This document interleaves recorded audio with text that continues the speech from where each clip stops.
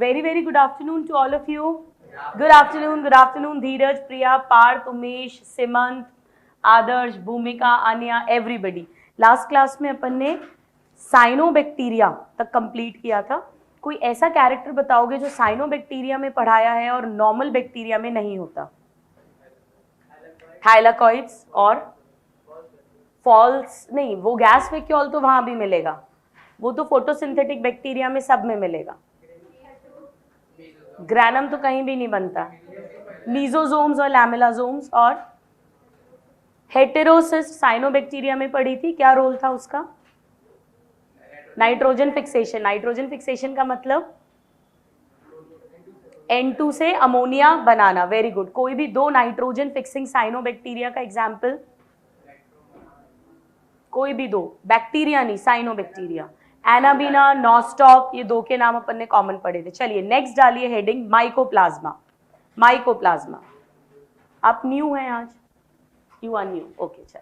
Mycoplasma. So biological classification, हम monera kingdom पढ़ रहे हैं, बैक्टीरिया.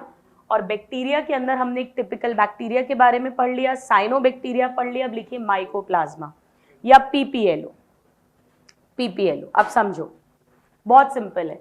जब मैंने cell the unit of life पढ़ाया था तो मैंने आपको बताया था कि सारे प्रोकैरियोट्स में सेल वॉल होती है कि नहीं होती? होती है, एक्सेप्ट माइकोप्लाज्मा. एक ही अपवाद था, माइकोप्लाज्मा, इसमें सेल वॉल नहीं होती है. So very very important. होता क्या है समझो. मुझे बताओ, जब टू किंगडम क्लासिफिकेशन था तो क्या लगता है आपको, बैक्टीरिया को किस ग्रुप में क्लासिफाई किया होगा, प्लांट या एनिमल? प्लांट. क्यों? क्योंकि उसमें सेल वॉल मिलती है. तो उस समय पर सारे ये बैक्टीरिया, साइनोबैक्टीरिया, एल्गी, माइकोप्लाज्मा, सबको पहले प्लांट किंगडम में डाला था. और क्योंकि इनमें सेल वॉल नहीं है तो इनका शेप रिजिड होगा कि फ्लेक्सिबल होगा? फ्लेक्सिबल. एक जोकर की तरह, जैसे जोकर तरह तरह के चेहरे बनाता है, ऐसे ही तरह तरह के शेप बना सकते हैं. इसीलिए इन्हें jokers of the plant kingdom भी कहा जाता है. तो लिखिए first point, jokers of plant kingdom. Of course अभी प्लांट किंगडम में नहीं आते हैं. ये किस किंगडम में आते हैं? क्या पढ़ रहे हैं? Monera. Jokers of plant kingdom. Jokers of plant kingdom. Next point, NCERT की लाइन है, डबल मार्क कर लेना. Completely lack a cell wall. इनमें सेल वॉल नहीं मिलेगी.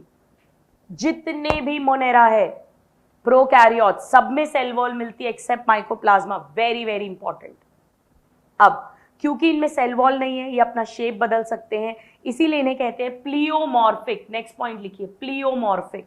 मॉर्फोलॉजी का मतलब होता है बाहरी बनावट, एक्सटर्नल अपीयरेंस. प्लियो का मतलब होता है change. They can change their shape. Pleomorphic, change shape quickly. Change shape quickly. ये वाली लाइन एनसीईआरटी की है तो ये एक्स्ट्रा इंपॉर्टेंट है, जो येलो से लिखी हुई है. Very very important. अब इनका एक और नाम अपन ने पढ़ा था, पीपीएलओ, आपको याद होगा. वो क्यों था समझो. एक्चुअली सबसे पहले इसकी खोज कैसे हुई थी, कुछ मवेशी, दूध देने वाले जानवर, कैटल्स में एक लंग डिजीज हो गई थी. जैसे हमारे में निमोनिया होता है, स्ट्रेप्टोकोकस निमोनी, लंग का डिजीज है जिसमें लंग में फ्लूइड भर जाता है, हवा की जगह फ्लूइड भर जाता है, सांस लेने में तकलीफ होती है. ऐसी कैटल्स को बीमारी हुई थी. साइंटिस्ट को पहले लगा था ये निमोनिया वाला बैक्टीरिया होगा, पर जब उन्होंने उसको खोज करा तो पता चला ये बैक्टीरिया नहीं है, ये बैक्टीरिया से डिफरेंट है, इसमें सेल वॉल नहीं है, और वो माइकोप्लाज्मा था. तो माइकोप्लाज्मा की खोज जो है वो उस बीमारी को नाम देते हैं प्लूरोनिमोनिया. तो उसके फ्लूइड से हुई थी, इसीलिए इसको नाम दिया प्लूरोनिमोनिया लाइक ऑर्गेनिज्म. यानी वो ऑर्गेनिज्म जो प्लूरोनिमोनिया वाली कंडीशन में बॉडी में पाया जाता है, वहां से ये नाम पड़ा है. तो लिखिए डिस्कवरी नोकार्ड एंड रॉक्स, इन दोनों ने की थी. एनसीईआरटी में नहीं दिया है, बहुत इंपॉर्टेंट नहीं है, बट आना चाहिए. रिसेंट ईयर्स में क्वेश्चन नहीं पूछा गया है. फ्रेंच साइंटिस्ट थे. फ्रॉम, कहां से खोजा था? Pleural fluid. प्लूरा मालूम है ना, लंग्स के चारों तरफ. Pleural fluid of kettles suffering from pleuropneumonia. Pleuropneumonia बीमारी का नाम है, प्लूरोनिमोनिया. इसमें से सबसे इंपॉर्टेंट पॉइंट है, they don't have a cell wall. Very very important. PPLO का फुल फॉर्म लिख लीजिए, pleuropneumonia. So pleuropneumonia like organisms, pleuropneumonia like organisms mycoplasma का ही दूसरा नाम है। चलो आगे बढ़े नेक्स्ट। अब ये इंपॉर्टेंट नहीं है, मैं नहीं लिखवा रही हूं कि शब्द माइकोप्लाज्मा किसने दिया था, ये पहले पूछते थे अब नहीं पूछते हैं। अब देखो यूकैरियोटिक सेल बड़ा होता है या प्रोकैरियोटिक, मैं पढ़ा चुकी हूँ। यूकैरियोटिक यानी छोटा कौन सा होता है, प्रोकैरियोटिक। कितने किंगडम है जिनमें यूकैरियोट्स आते हैं, 4 किंगडम। प्रोकैरियोट कितने में आता है, सिर्फ 1 किंगडम। यानी सबसे छोटे किस किंगडम के मेंबर्स होंगे, मोनेरा। अब मोनेरा में भी सबसे छोटा होता है माइकोप्लाज्मा। तो अगर कोई पूछे स्मॉलेस्ट लिविंग सेल किसका है, तो माइकोप्लाज्मा लिखिए। Smallest living cells known, smallest living cells known. इससे छोटा मालूम है क्या होता है, पढ़ चुके हैं cell the unit of life में, वायरस पढ़ा था, पर वायरस को लिविंग नहीं मानते हैं, लिविंग और नॉन लिविंग के बीच की कनेक्टिंग लिंक मानते हैं।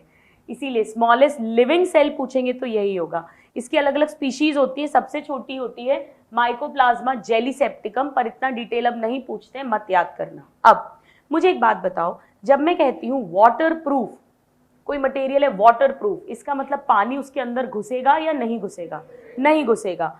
तो अगर मैं ये कहना चाहती हूँ, सपोज करो कि मैंने एक फिल्टर बनाया है, ठीक है, छलनी बनाई है, उसमें छेद बनाए हैं, और मैं इसमें से बैक्टीरिया प्रूफ बनाना चाहती हूँ, यानी मैं इसके छेद बैक्टीरिया के साइज से बड़े करूं कि छोटे करूं, छोटे।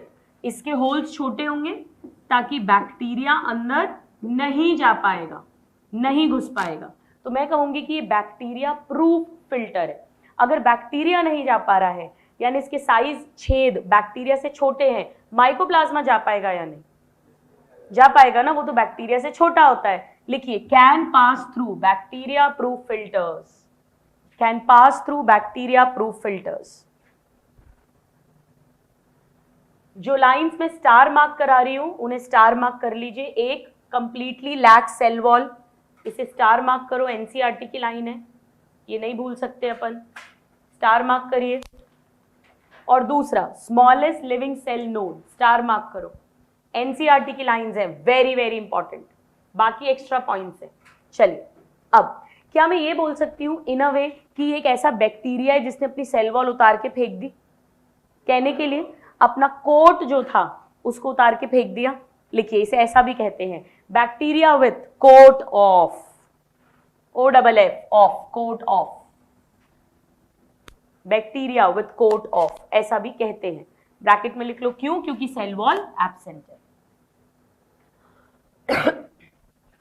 साइंटिस्ट बड़ा कंफ्यूज थे, ये बैक्टीरिया है कि वायरस है, समझ नहीं आ रहा था। बैक्टीरिया तो नहीं है क्योंकि बैक्टीरिया प्रूफ फिल्टर से पास कर जाता था। फिर उनको लगा कहीं ये वायरस तो नहीं है, तो उन्होंने इसको बॉडी के बाहर मल्टीप्लाई करवा के देखा। अगर वायरस होगा तो क्या बॉडी के बाहर मल्टीप्लाई करेगा, रिप्रोड्यूस करेगा, नहीं। ये करेगा कि नहीं, कर जाएगा क्योंकि ये तो लिविंग है। सो लिखिए can be cultured outside bacteria body, sorry, can be cultured outside body, तभी तो लिविंग है ये। Can be cultured outside body, comma, like virus लिखूं या unlike virus, unlike virus, unlike virus, unlike virus. अब ये पॉइंट बहुत इंपॉर्टेंट नहीं है भाई, प्लाज्मा मेम्ब्रेन नॉर्मली कितनी लेयर्ड होती है, लिपिड की बाइलेयर। और आपको याद है मैंने कहा था कि प्लांट्स में सेल वॉल है लेकिन एनिमल में सेल वॉल नहीं है। तो प्लाज्मा मेम्ब्रेन की टेल्स के बीच बीच में कोलेस्टेरॉल मिलता था एक्स्ट्रा स्टेबिलिटी के लिए। यहाँ सेल वॉल नहीं है तो यहाँ भी एक्स्ट्रा स्टेबिलिटी के लिए क्या मिलना चाहिए, स्टेरॉल। जबकि नॉर्मली प्रोकैरियोट्स में सेल वॉल होती है तो ऐसा कोई स्टेरॉल नहीं मिलता है। दूसरा, नेचर ने इसकी प्लाज्मा मेम्ब्रेन 3 लेयर्ड भी कर दी है एक्स्ट्रा प्रोटेक्शन के लिए। अपने से ये नहीं पूछेंगे, बस इतना लिख लो, plasma membrane stabilized by sterol, वही कोलेस्टेरॉल। एनसीईआरटी का पॉइंट नहीं है, एनसीईआरटी में completely lack cell wall star mark करा दिया है आपको, smallest living cell known star mark करवा दिया है। चलो अब ये बैक्टीरिया कैसे होते हैं, ऑक्सीजन के बिना, एनारोबिक या एरोबिक बैक्टीरिया, कैसे भी हो सकते हैं ना, सारी कैटेगरी पढ़ी थी, obligate aerobe, obligate anaerobe, facultative aerobe, facultative anaerobe, ये जो होते हैं, सुनना, मैं कह रही हूं they can live without oxygen, can live without oxygen, मतलब ये प्रेफर क्या करते हैं, ऑक्सीजन, यानी ये एरोबिक हैं, फैकल्टेटिव या फैकल्टेटिव एनारोबिक हैं, can live without oxygen, facultative anaerobes, very good, लिखिए can live without oxygen, prefer तो ऑक्सीजन करते हैं, पर अगर फैसिलिटी नहीं है तो बिना ऑक्सीजन के भी सर्वाइव कर सकते हैं, स्टार मार्क करिए, एनसीईआरटी की लाइन है, can survive without oxygen, facultative anaerobe, जो स्टार मार्क करवा रही हूं वो टिप्स पर होना चाहिए, वो रात को 3 बजे भी कोई जगाएगा तो आप भूल नहीं सकते हैं, आपको याद होनी चाहिए, 3 लाइंस अभी तक पढ़ी हैं। चलिए नेक्स्ट, ये होते हैं हेटेरोट्रॉफिक, बैक्टीरिया थे, हेटेरोट्रॉफिक, ऑटोट्रॉफिक, सब तरह के थे, साइनोबैक्टीरिया सारे ऑटोट्रॉफिक थे, ये हेटेरोट्रॉफिक, लिखिए हेटेरोट्रॉफिक। अब हेटेरोट्रॉफिक में मेन 2-3 तरीके अपन ने पढ़े थे, एक तो सैप्रोफिटिक, एक पैरासिटिक, ये मेन पढ़े थे, बाकी कमेंसल सिम्बाइंस भी कुछ कुछ हो सकते हैं, तो यहां लिखिएगा mostly parasitic, mostly parasitic and saprophytic. थोड़ा थोड़ा डिफरेंस समझ आ रहा है, सारे प्रोकैरियोट्स हैं, सारे मोनेरा किंगडम में है, सारे यू बैक्टीरिया में, पर थोड़ा थोड़ा डिफरेंस है।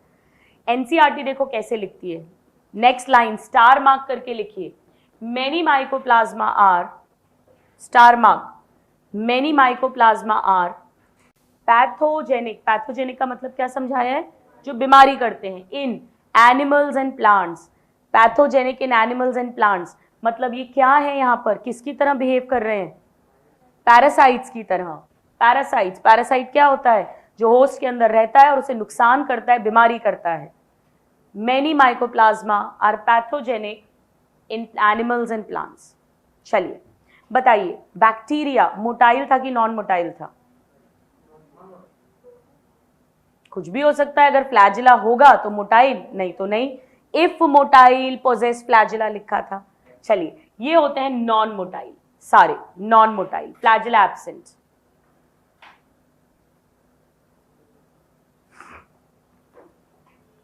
अच्छा ये बताओ, इनमें सेल वॉल नहीं है, यानी इनमें कौन सा केमिकल नहीं है बैक्टीरिया की तरह, बैक्टीरिया की सेल वॉल किसकी बनी है, पेप्टाइडोग्लाइकन। अगर इनमें पेप्टाइडोग्लाइकन नहीं है और मैंने पेनिसिलिन एंटीबायोटिक दी तो इन पर कोई फर्क पड़ेगा कि नहीं पड़ेगा, सोच के बोलो। पेनिसिलिन क्या करती है, पेप्टाइडोग्लाइकन को डाइजेस्ट करती है, तो इनको कोई फर्क पड़ेगा कि नहीं पड़ेगा, नहीं पड़ेगा, इन पे तो है ही नहीं। लाइजोजाइम एंजाइम डाला तो फर्क पड़ेगा कि नहीं, वो भी क्या करता था, सेम यही gram negative gram positive bacteria में सिखाया था आपको। तो अगर पेप्टाइडोग्लाइकन ही नहीं है, सेल वॉल ही नहीं है, तो ये सब डालोगे तो कोई फर्क पड़ेगा इन पे कि नहीं पड़ेगा। तो ये सेंसिटिव है, इनके लिए संवेदनशील है कि रेजिस्टेंट है, रेजिस्टेंट, लिखिए resistant to penicillin and lysozyme, resistant to penicillin and lysozyme.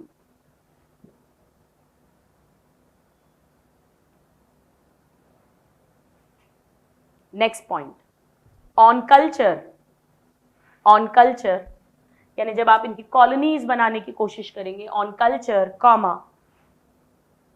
Colonies gives, colonies gives. अगर कभी हाफ फ्राई बना देखा हो आपने बना हुआ, तो उसमें पीला पीला ऐसे आ जाता है और ये पूरा ऐसा वाइट वाइट हो जाता है तवे पे, ऐसा अपीयरेंस होता है इसकी कॉलोनीज का, fried egg colonies, fried egg appearance बोलते हैं, लिख लीजिए फ्राइड एग अपीयरेंस। काफी साल से हालांकि क्वेश्चन नहीं पूछा है, जब अलग से एम्स हुआ करता था तो एक क्वेश्चन आता था, फ्राइड एग अपीयरेंस, इसकी कॉलोनी दिखती है फ्राइड अंडे जैसा, अपीयरेंस यहां तो ओपेक रहता है और ये एकदम ट्रांसपेरेंट सा हो जाता है साइड में। चलो अब रिप्रोडक्शन, रिप्रोडक्शन पीपीएलओ के अंदर, बैक्टीरिया में कैसे पढ़ा था रिप्रोडक्शन, मेन तरीका बाइनरी फिजन, और अनफेवरेबल कंडीशन में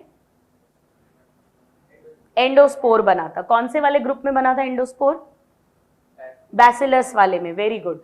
और साइनोबैक्टीरिया में क्या क्या तरीके पढ़े थे, मेन बाइनरी फिजन, फ्रैगमेंटेशन, हार्मोगोनिया, ये सब पढ़े थे ना, हेट्रोसिस्ट। चलिए यहां पर अगेन बाइनरी फिजन, सभी प्रोकैरियोट्स में होता ही है। और दूसरा सिर्फ नाम आना चाहिए, एलिमेंट्री बॉडीज क्या होता है कुछ नहीं पढ़ना है, सिर्फ नाम। बहुत डिटेल में पूछा, बहुत टफ पेपर बना दिया तो दे सकते हैं ये। चलो अब देखिए, इन सब के लिए हमने एक ट्रिक बना ली है। ट्रिक ये है कि जो मेरा जोकर है उसके कोट में बहुत सारे फ्राइड अंडे हैं। फ्राइड अंडे क्यों है? वो लोगों ने मारे हैं उसको पकड़ पकड़ के। क्यों मारे हैं? क्योंकि वो इतने उल्टे सीधे चेहरे बनाता है कि लोगों को नफरत है। So people hate his faces. और उसको उसकी पॉकेट्स में देखोगे कोट की तो तरह तरह के फ्राइड अंडे मिलेंगे आपको। तो माई मतलब माइकोप्लाज्मा, जोकर यानी joker of the plant kingdom, coat यानी कोट ऑफ बैक्टीरिया कहते हैं, जैसे सेल वॉल उतार दी है। फ्राइड एग की कॉलोनीज मिलती हैं। पी से pathogenic in plant and animal, ये एनसीईआरटी का पॉइंट है। प्लियोमॉर्फिक यानी अपना शेप बदल सकता है। एच से हेटेरोट्रॉफिक है। एफ से फेकल्टेटिव एनारोब, ये भी एनसीईआरटी का पॉइंट है। हाँ, लेकिन एनसीईआरटी में ऐसे लिखा है can live without oxygen. Then C से cell wall absent, again NCERT का पॉइंट। एलिमेंट्री बॉडीज के थ्रू रिप्रोडक्शन हो सकता है। स्मॉलेस्ट लिविंग सेल नोन है और स्टेरॉल्स प्रेजेंट होते हैं। इनमें से ये और ये चार एनसीईआरटी के पॉइंट्स हैं, राइट। इस ट्रिक से आप सारा कुछ याद रख सकते हैं। एक पेज छोड़िए, ये होमवर्क है। पहले आप माइकोप्लाज्मा लर्न करोगे आज, उसके बाद इसको लिखेंगे। एक पेज छोड़ दीजिए, लिख लो ट्रिक फॉर माइकोप्लाज्मा और एक पेज छोड़ दीजिए।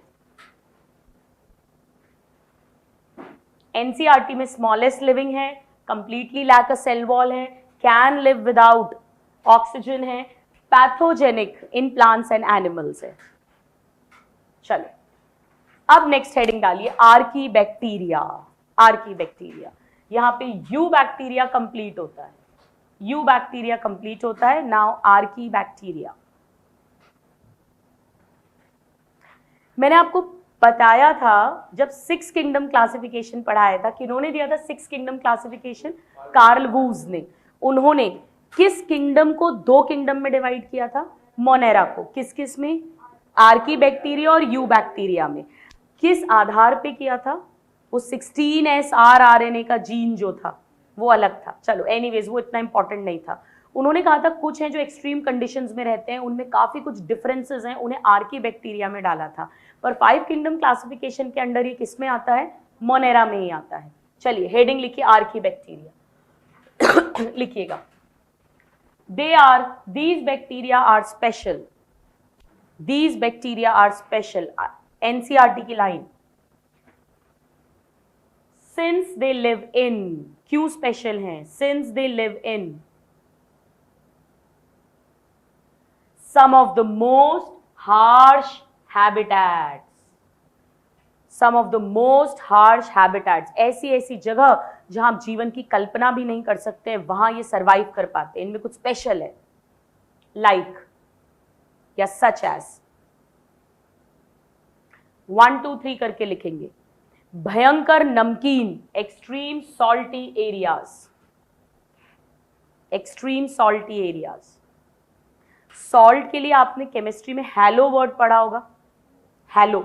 और PHILO, फाइलो का मतलब होता है लविंग। ये सॉल्ट लविंग है तो इन्हें हैलोफाइल्स कहते हैं, हैलोफाइल्स। हैलोफाइल्स का मतलब ऐसे पेड़ जो एक्सट्रीम सॉल्टी कंडीशंस में ग्रो कर सकते हैं। सेकंड, खौलता हुआ लावा, हॉट स्प्रिंग। 100 डिग्री सेल्सियस से ज्यादा टेम्परेचर होता है, हॉट स्प्रिंग्स। हॉट के लिए थर्मो वर्ड यूज करते हैं। यहाँ एसिडिटी भी बहुत हाई होती है तो थर्मो एसिडोफाइल्स, यानी ऐसे आर्की बैक्टीरिया जो high temperature and high acidity पे रहते हैं। पीएच लो होगा कि हाई होगा? पीएच लो होगा ना, एसिडिटी हाई। 7 से नीचे, जितना नीचे जाओगे उतना पीएच लो होता जाता है और एसिडिटी बढ़ती जाती है। Third, marshy areas. मार्शी मतलब समझते हो? दलदल वाली जमीन, दलदल। अभी समझाती हूं, ब्रैकेट में लिखो मिथेनोजेंस। जेंस का मतलब होता है जेनेसिस यानी फॉर्मेशन, और मीथेन बनाएंगे, ये मीथेन गैस CH4, इसीलिए मिथैनोजन्स कहते हैं। लिखिए फिर समझाती हूँ।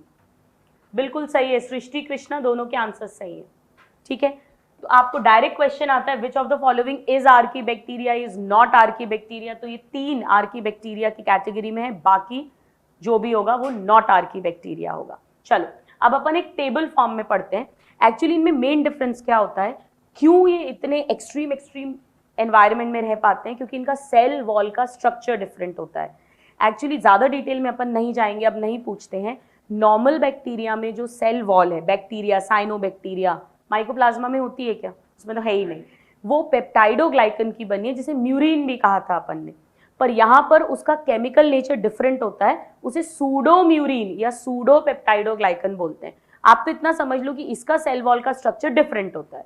ये मेन कारण है कि एक्सट्रीम कंडीशन में रह पाते हैं। लिखिए, वेरी वेरी वेरी इंपॉर्टेंट, लिखिए, differ from other bacteria, they differ from other bacteria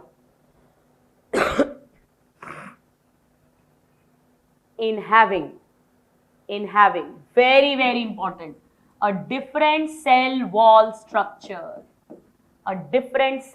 structure। अगर ये सेल मेम्ब्रेन कर देंगे तो ये स्टेटमेंट फॉल्स हो जाएगा।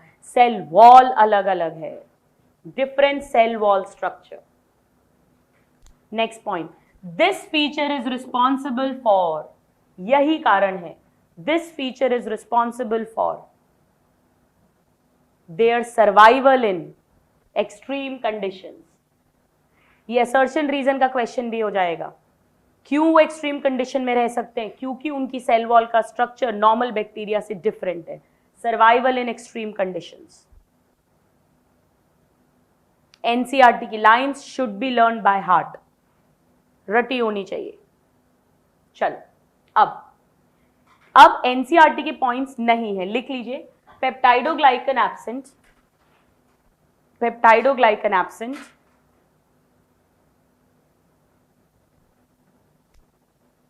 उसकी जगह ब्रैकेट में लिख लो सूडो पेप्टाइडोग्लाइकन या सूडो म्यूरिन प्रेजेंट। डिटेल में नहीं जाना, केमिकल स्ट्रक्चर अलग अलग है। एनसीईआरटी में तो बस इतना लिख दिया कि सेल वॉल का स्ट्रक्चर डिफरेंट है, सिर्फ इतना कह दिया है। एक और रीजन होता है, आपको समझाती हूं। एक्चुअली क्या होता है, हमने पढ़ा था कि जब लिपिड्स होते हैं ऐसे, तो बाय लेयर बनती है ना लिपिड की, इनमें क्या होता है, ये ब्रांच्ड होते हैं, तो ब्रांचिंग के कारण ना ये एक दूसरे से जुड़ जाते हैं। जुड़ने के कारण होती तो 2 लेयर है पर लगती 1 लेयर है। अगर कोई चीज 2 लेयर में तो ज्यादा स्टेबल है कि 1 लेयर में है तो ज्यादा स्टेबल है, एक मुट्ठी बन के ज्यादा स्टेबल है, ये भी इसको एक्स्ट्रा स्टेबिलिटी देती है। लिख लो, branched lipids in plasma membrane. NCERT में नहीं दिया है, एनसीईआरटी के जो पॉइंट्स बोलती है उसे स्टार मार्क किया करो। Branch lipids in plasma membrane, bracket में monolayer lipid, monolayer, वैसे बाय लेयर होती है। और ईस्टर बॉन्ड नहीं मिलते, इसमें ईथर बॉन्ड मिलते हैं। ज्यादा डिटेल में नहीं जाएंगे, स्टार मार्क करिए। ये फर्स्ट पॉइंट स्टार मार्क करो, हार्श हैबिटेट वाला। सेकंड, तीनों के नाम स्टार मार्क करिए। Different cell wall structure star mark करो।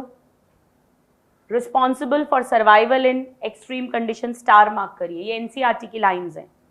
अब मैं यहाँ डिटेल में नहीं जा रही हूँ, पहले बहुत पूछते थे तब मैं भी डिटेल में पढ़ाती थी। एक्चुअली इनके कुछ फीचर्स यूकैरियोट जैसे होते हैं और कुछ बैक्टीरिया जैसे होते हैं और कुछ अपने ही अलग होते हैं। अपन उन डिटेल्स में बिल्कुल भी नहीं जा रहे हैं। चलिए अब एक टेबल बनाकर अपन पढ़ते हैं। टेबल बना लीजिए, 4 कॉलम्स बनाइए।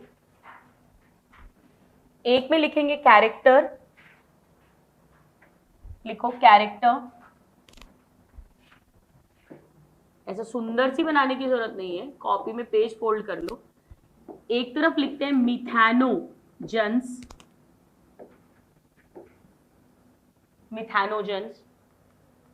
फिर लिखो हैलोफाइल्स, हैलोफाइल्स। और फिर थर्मो एसिडोफाइल्स,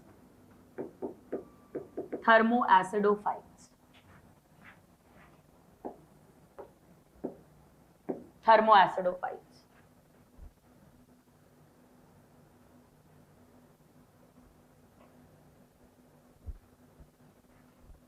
थर्मो एसिडोफाइल्स।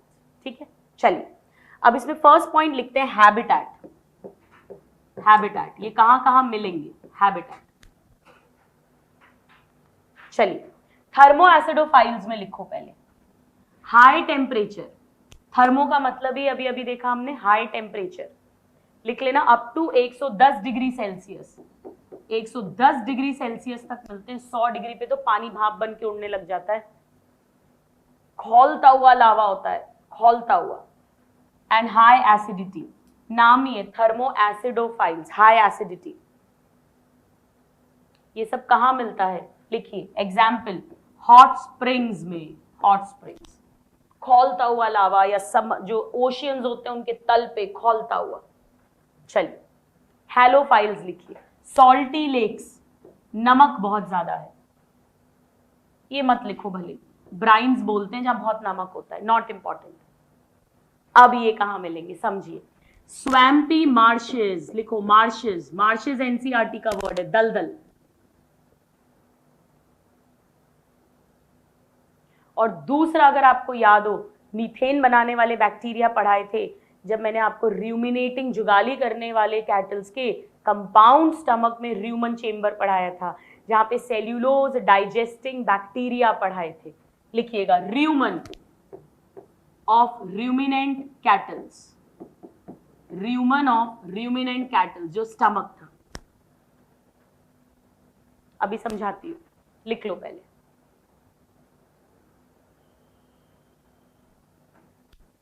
अब सेकेंड कैरेक्टर लिखो, लाइन खींच दो। Second respiration, respiration very very very important.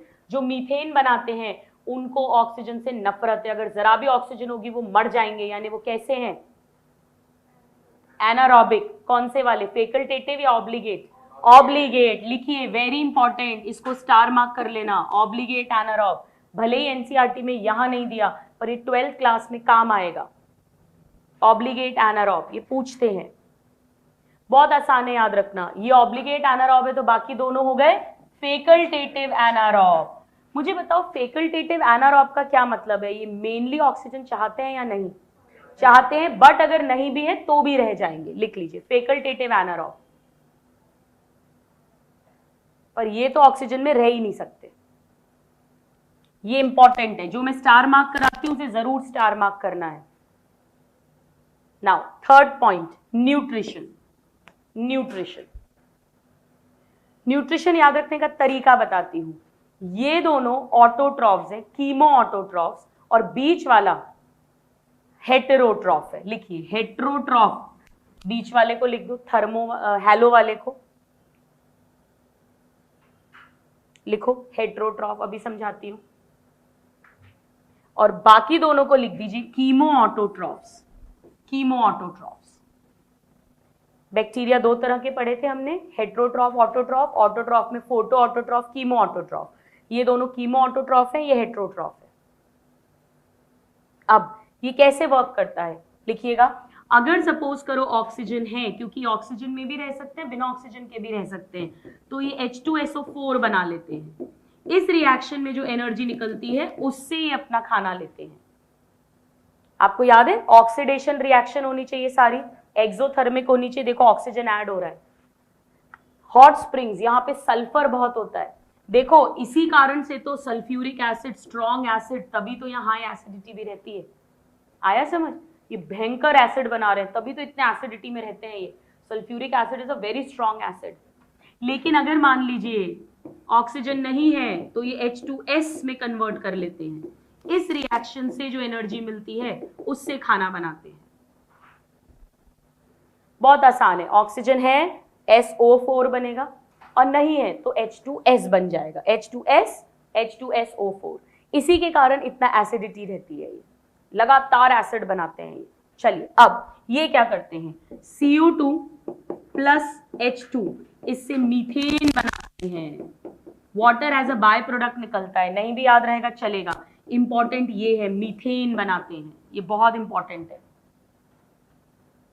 तभी तो इन्हें मिथेनोजेंस कह रहे हैं। मीथेन गैस जो है, ध्यान से सुनिएगा, ये इनफ्लेमेबल है, यानी इसमें आग लग सकती है।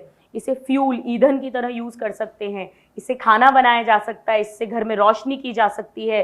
ये बायोगैस, अगर आपने गोबर गैस नाम सुना हो, क्योंकि ये बैक्टीरिया इन जुगाली करने वाले जानवर के पेट में रहते हैं, तो जब इनका फीकल मैटर पास होगा, गोबर पास होगा, तो उसमें भी ये बैक्टीरिया, आर्की बैक्टीरिया, मिथेनोजेंस पास हो जाते हैं, गोबर में रहते हैं ये, इसीलिए इनसे गैस निकलेगी ये वाली, और इससे घरों में चूल्हा जलाया जा सकता है। गांव में गोबर गैस प्लांट्स लगाते हैं, जिसकी पूरी डिटेल आप क्लास 12th में पढ़ेंगे माइक्रोब्स वाले चैप्टर में, और इससे लाइटनिंग के लिए भी यूज किया जाता है।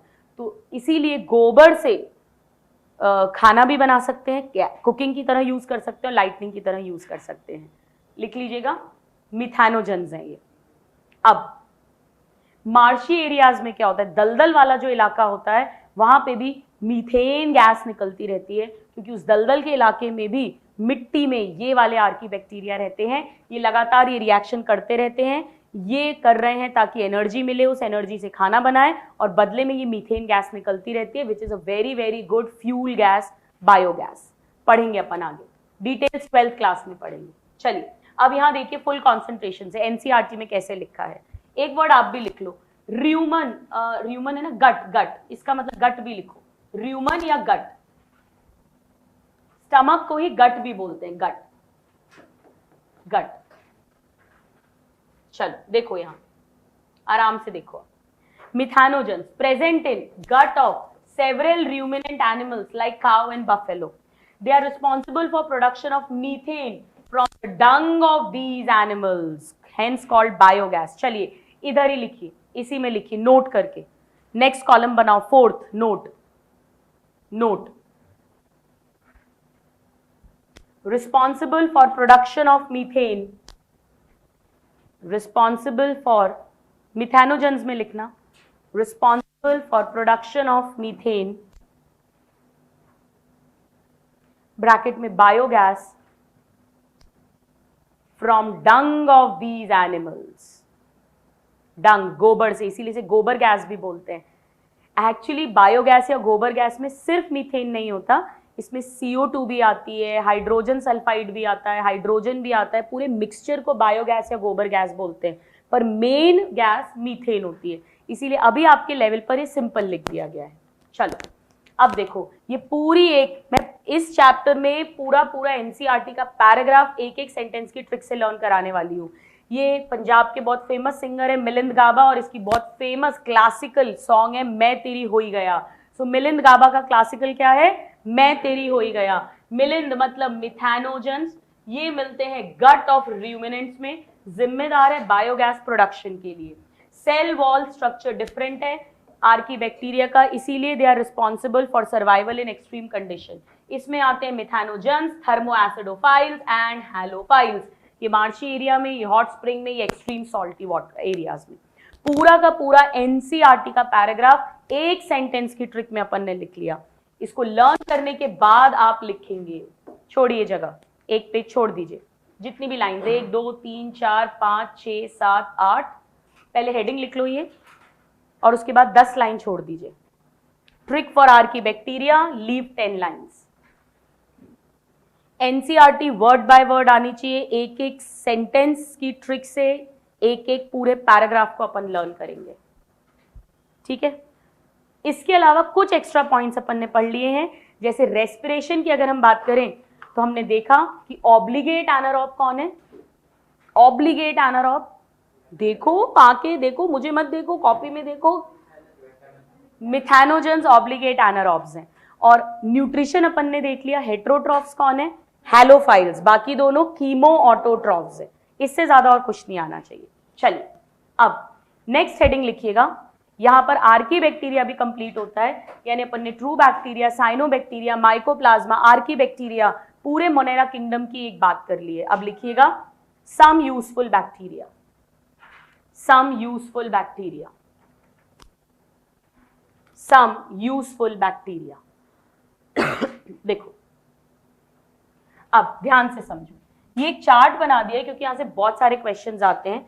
ये एक ऐसा टॉपिक है nitrogen fixing bacteria and cyanobacteria, जो मिनरल न्यूट्रिशन में भी आएगा, जहाँ नाइट्रोजन फिक्सेशन पढ़ेंगे, जो 12th क्लास के चैप्टर में भी आता है। स्टूडेंट्स बड़ा कंफ्यूज होते हैं, तो बिल्कुल ध्यान से एक बात समझ लो। देखो, नाइट्रोजन फिक्सेशन मतलब जो भी माइक्रो ऑर्गेनिज्म एटमॉस्फेरिक N2 को अमोनिया में चेंज कर दे, लास्ट क्लास में समझा था, उसे कहेंगे नाइट्रोजन फिक्सिंग ऑर्गेनिज्म या नाइट्रोजन फिक्सर। वो बैक्टीरिया भी हो सकता है, वो साइनोबैक्टीरिया भी हो सकता है, दो कैटेगरी में आते हैं।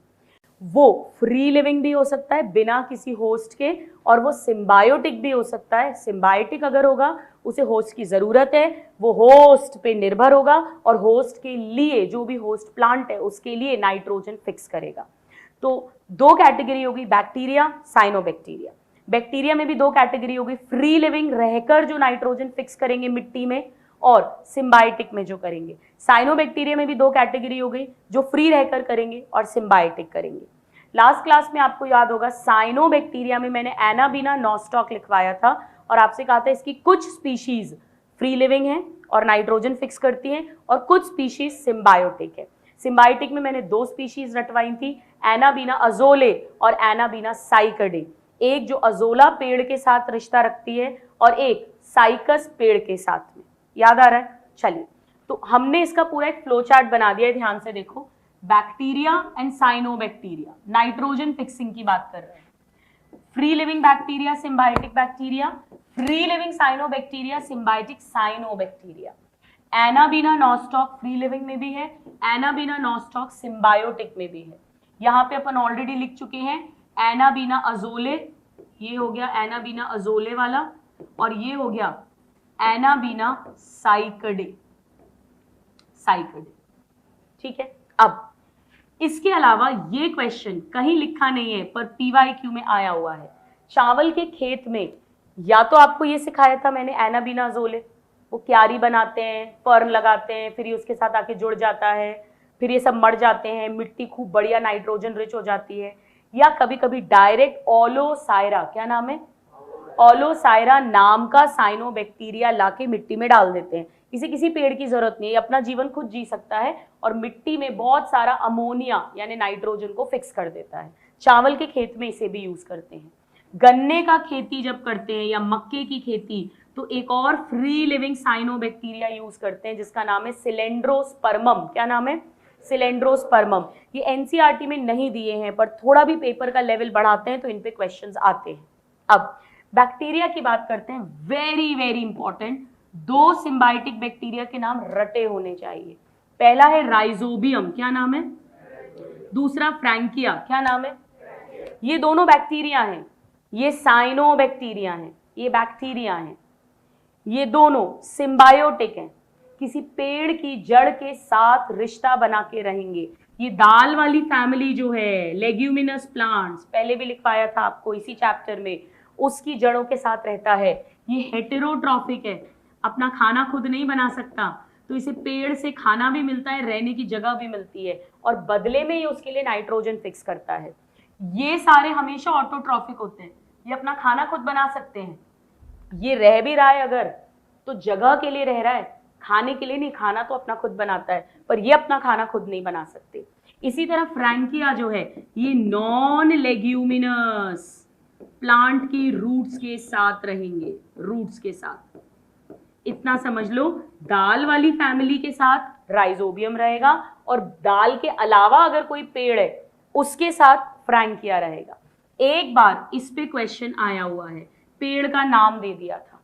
ये पेड़ के नाम है जिनके साथ ये सिम्बायोटिक दोस्ती करता है। सारे हेटेरोट्रॉफिक हैं दोनों ही ये बैक्टीरिया। खाना भी इनको पेड़ से मिलेगा, रहना भी पेड़ में मिलेगा, और बदले में मिट्टी में ये अमोनिया यानी नाइट्रोजन को फिक्स कर देंगे। ये फ्री लिविंग वाले हैं सारे। फ्री लिविंग में भी एरोबिक भी होते हैं कुछ, जो ऑक्सीजन में फ्री लिविंग रहेंगे, और कुछ एनारोबिक होते हैं। इतना डिटेल आप ना भी पढ़ो तो ये सब मत याद करो, चलेगा, पर ये नाम जरूर आने चाहिए। ये दो बहुत इंपॉर्टेंट हैं, वेरी वेरी इंपॉर्टेंट। यहाँ एनाबीना नॉस्टॉक, यहाँ भी एनाबीना नॉस्टॉक, और ओलोसायरा सिलेंड्रोस्पर्मम। चलिए आइए इसको लिख लेते हैं, ऐसे ही एक फ्लो चार्ट बना के लिखिए। चलो अब ध्यान से समझो, मैं दोबारा बोलती हूँ क्या क्या ध्यान रखना है।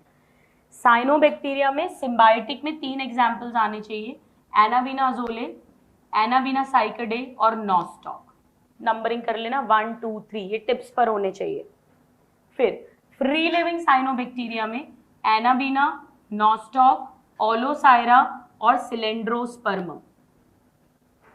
नाउ सिम्बायोटिक बैक्टीरिया में राइजोबियम और फ्रैंकिया, टिप्स पर होना चाहिए, वेरी वेरी इंपॉर्टेंट। यहाँ लेग्यूमिनस रूट्स भी बोल सकते हैं, दाल वाली फैमिली की जड़ों के साथ राइजोबियम मिलेगा और नॉन दाल वाली फैमिली की जड़ों के साथ फ्रैंकिया, जैसे एल्नस एंड कैस्यूरेना। अब फ्री लिविंग में यहां पर एक नाम और जोड़िए, एजोस्पाइरिलम। देखो एजोस्पाइरिलम, एरोबिक वाला फ्री लिविंग। अब आप भले ही सब याद ना करें, पर ये और ये 2 नाम आपको लर्न करने हैं। ये आपको इसलिए लर्न करने हैं क्योंकि क्लास 12th में जब आप जाएंगे तो माइक्रोब्स इन ह्यूमन वेलफेयर एक चैप्टर आएगा, वहां पर इन दोनों का नाम आएगा, तो आप इसे अभी लर्न करिए। वहां पर ऐसा दिया हुआ है कि बैक्टीरिया में सिम्बायोटिक कंडीशन में राइजोबियम और फ्री लिविंग कंडीशन में azotobacter and azospirillum act as biofertilizers, यानी सॉइल को नाइट्रोजन रिच बनाएंगे। तो ये बात वहां लिखी हुई है, इसीलिए आप अभी याद करिए। अलग अलग चैप्टर में अलग अलग जगह अलग अलग नाम आते हैं और सारी खिचड़ी पकती है, इसीलिए मैंने एक बार में आपको एक चार्ट बनवा दिया है। ये सारे हैं important nitrogen fixing bacteria and cyanobacteria. आया समझ में? चलो यहां पर अब हमारा कंप्लीट होता है किंगडम मोनेरा। अब नेक्स्ट हेडिंग डालिए, किंगडम प्रोटिस्टा। लिखिए किंगडम प्रोटिस्टा।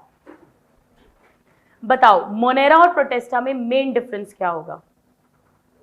प्रोकैरियोट और यूकैरियोट। सिंगल सेल का डिफरेंस होगा या नहीं? मल्टी सेल्यूलर और सिंगल सेल का। प्रोटिस्टा में भी सारे यूनिसेल्यूलर आते हैं, लेकिन यहाँ यूकैरियोटिक है। यूकैरियोटिक का मतलब यहाँ न्यूक्लियर मेम्ब्रेन आ जाएगी, न्यूक्लियोलस आ जाएगा, न्यूक्लियस बनेगा, 80S राइबोसोम्स आ जाएंगे, सारा जो यूकैरियोट का स्ट्रक्चर है। फ्लैजिला अगर होगा तो टिब्यूलिन प्रोटीन का बना होगा, अभी तक फ्लैजिलिन प्रोटीन का था। सारा हिस्टोन प्रोटीन आ जाएगा, पूरा जो यूकैरियोटिक सेल है, ऑर्गेनेल्स आ जाएंगे, chloroplast, mitochondria, ER, Golgi body, वो सब मिलने लग जाएगा। लिखिएगा term protista.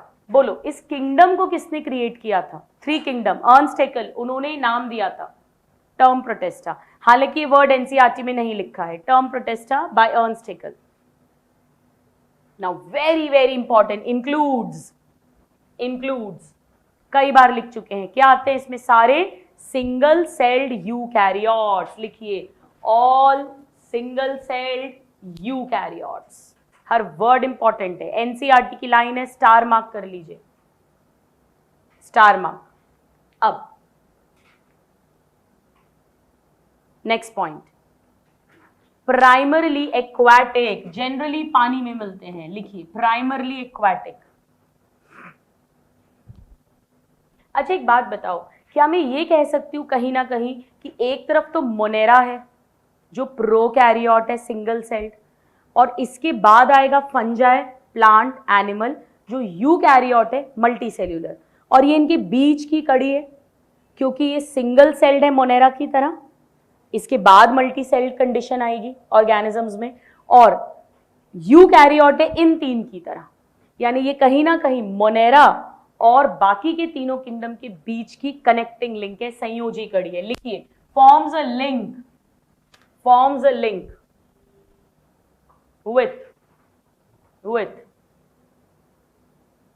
fungi, plant and animals, forms a link with fungi, plant and animal kingdom, fungi, plant and animal kingdom। ये भी एनसीईआरटी की लाइन है, स्टार मार्क करिए, स्टार मार्क। प्राइमरली एक्वाटिक को स्टार मार्क कर लेना, ऑल सिंगल सेल्ड यूकैरियोट को star mark करिए और इसे भी स्टार मार्क करिए। क्या मैं ये कह सकती हूँ कि ये मल्टी सेल्यूलर यूकैरियोट्स के पूर्वज हैं? कह सकती हूँ। लिखिए ancestors of multi cellular eukaryote, क्योंकि इसके बाद सारे मल्टी सेल्ड आने वाले हैं।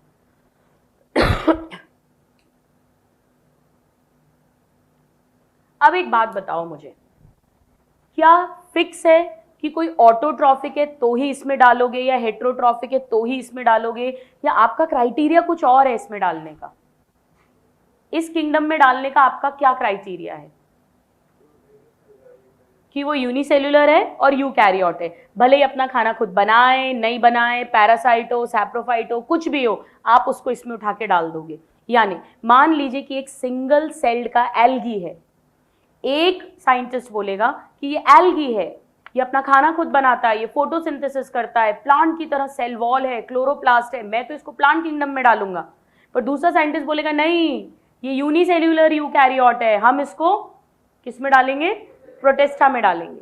इसी तरह एक साइंटिस्ट बोलेगा, एक प्रोटोजोआ, प्लाज्मोडियम दिखा उसे, मलेरिया करता है, बोला इसकी सेल वॉल नहीं है, अपना खाना खुद नहीं बनाता, शिकार पकड़ के खाता है, बिल्कुल जानवर की तरह, मैं एनिमल किंगडम में डालूंगा। दूसरा बोलेगा नहीं, इसकी बॉडी सिंगल सेल की है, ये यूकैरियोट है, किस में डालो? प्रोटेस्टा में।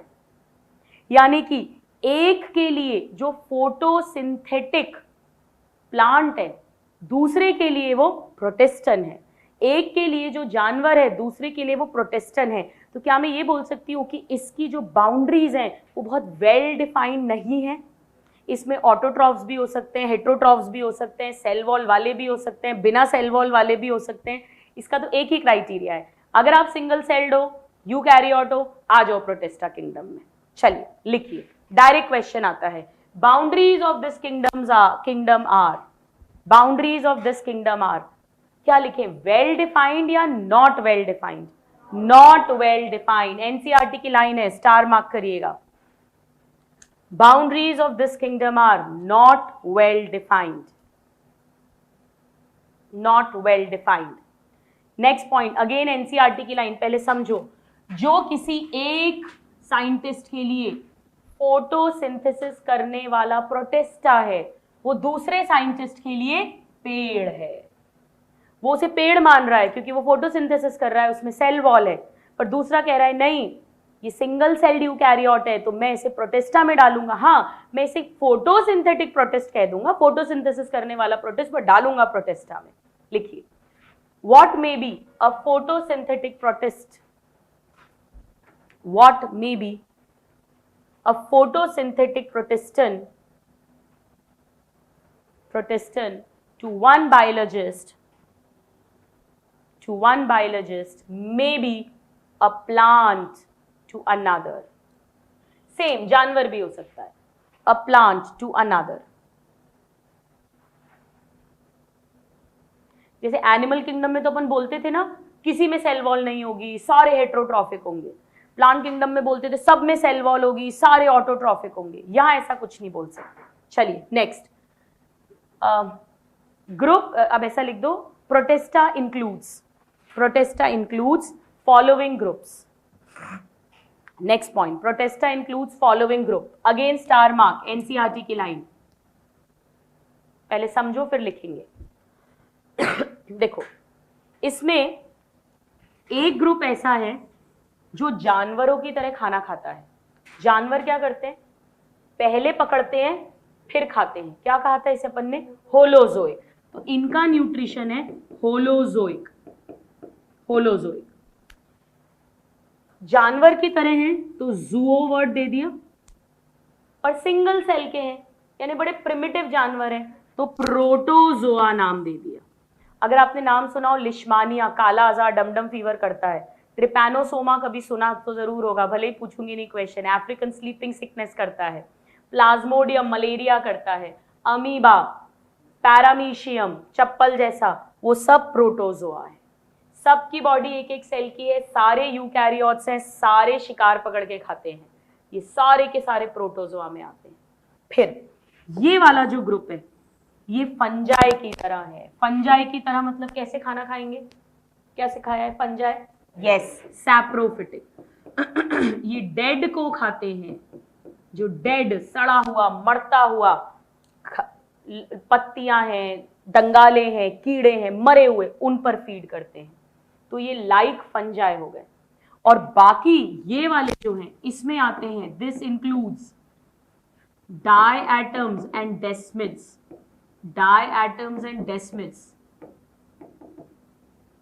और डायनोफ्लैजिलेट्स। ये अपना खाना खुद बनाते हैं, और यूग्लिनॉइड्स जिनमें यूग्लिना आते हैं ये फोटोसिंथेटिक हैं, पेड़ों की तरह फोटोसिंथेसिस करते हैं, फोटोसिंथेटिक। तो 3 ग्रुप्स हो गए, एक फोटोसिंथेटिक, एक सैप्रोफिटिक और एक होलोजोइक, मोटी मोटी बात करें। लेकिन फोटोसिंथेटिक में भी 3 कैटेगरी हो गई। अब यहां पर ऐसा मैं क्यों नहीं लिख रही हूं, अब इसको हटा के बताती हूं, क्योंकि इनमें से यूग्लिना बड़ा ट्रिकी होता है। कैसे होता है समझो, ये तो फोटोसिंथेटिक है, सनलाइट में अपना खाना खुद बनाते हैं, ये भी फोटोसिंथेटिक है, पर ये अगर सनलाइट है तो बहुत शानदार फोटोसिंथेसिस करता है। इनफैक्ट हायर प्लांट्स की तरह इसमें क्लोरोफिल ए और बी भी मिलता है, बहुत बढ़िया फोटोसिंथेसिस करता है। लेकिन अगर सनलाइट नहीं है, अंधेरा है, तो ये शिकार पकड़ता है होलोजोइक और फिर खाता है। यानी ये पेड़ की तरह भी खाता है अगर सनलाइट है, ये जानवर की तरह भी खाता है। यानी और अच्छा बोलना है तो इसका मिक्स न्यूट्रिशन है, मिक्सोट्रॉफिक न्यूट्रिशन कहते हैं। यूग्लिनॉइड्स को इस ग्रुप के जितने जानवर है, यूग्लिना इसका एग्जाम्पल है, उसे कनेक्टिंग लिंक मानते हैं प्लांट और एनिमल की। कहीं ना कहीं प्लांट से एनिमल जब इवॉल्व हुए तो बीच में पहले यूग्लिना बना होगा। पर एक मोटी मोटी बात करेंगे तो ऑफकोर्स फोटोसिंथेटिक भी है। तो अभी तो अपन ऐसे करके फोटोसिंथेटिक करके लिख देते हैं, फिर डिटेल अभी जब पढ़ेंगे तब बात करेंगे। तो हमें 1 2 3 4 5 ग्रुप्स लिखने हैं। इसमें क्या आता है वो लिखना है। इन तीनों को फोटोसिंथेटिक लिख दो, इसे सैप्रोफिटिक, इसे होलोजोइक लिखिए। चलिए अब एक्चुअली प्रोटेस्टा, प्लीज मत बात करिए आपस में, नोट्स मत देखो, जो लिखवा रही हूँ सिर्फ उतना पढ़िए। और पेपर तो अभी बिल्कुल ही खोल के नहीं बैठना चाहिए था आपको, वेरी बैड। प्रोटेस्टा जो है वो किंगडम है। किंगडम को अपने को पता है किस में डिवाइड करते हैं, प्लांट्स में। किंगडम को किस में डिवाइड करोगे, नेक्स्ट टैक्सोनॉमिक कैटेगरी फाइलम। लेकिन पेड़ों में उसे फाइलम नहीं बोलते, डिवीजन। तो एक्चुअली क्राइसोफाइटा डिवीजन होता है, जिसके अंदर फिर ये ग्रुप्स आते हैं। पर एनसीईआरटी में क्राइसोफाइट करके लिखा हुआ है विच इंक्लूड्स दिस, तो ये एक्चुअली डिवीजन है, पर आपके लेवल पर इतना डिटेल दिया नहीं गया है। इसी तरह डाइनोफ्लैजिलेट्स का डिवीजन यही लिख लीजिए, इसका डिवीजन होता है पायरोफाइटा, पायरोफाइटा या पायरोफाइट्स। फाइटा का मतलब होता है पेड़, फाइट्स पेड़। पेड़ इसलिए कह रहे हैं क्योंकि इनमें सेल वॉल मिलेगी और ये फोटोसिंथेसिस करते हैं, पहले प्लांट किंगडम में रखे गए थे। पायरो वर्ड इसीलिए बोलते हैं फायर, आग जैसे दिखते हैं ये, लाल लाल एकदम, पढ़ेंगे अपन बाद में। और इसके डिवीजन को बोलते हैं यूग्लिनोफाइटा। ये तो बहुत इजी है, यूग्लिनोफाइट्स।